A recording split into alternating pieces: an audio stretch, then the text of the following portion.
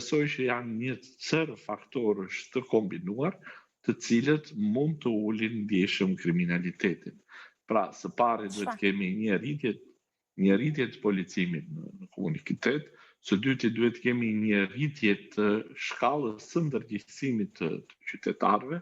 një rritje të nivelit të arsimit të shqiptarëve, nëse e konstatojmë dhe fatkeqësisht e kam konstatuar dhe vetë që niveli i arsimit lë shumë për të dëshiruar në raport me vendet e tjera, qoftë edhe vendet të cilat janë ngjitur me neve, pra siç është Maqedonia,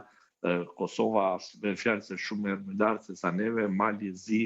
Serbia, nëse duam ta krahasojmë dhe gjithë të tjerat, dhe patjetër që ajo që është e fundit, kemi të bëjmë me sigurinë juridike. Dhe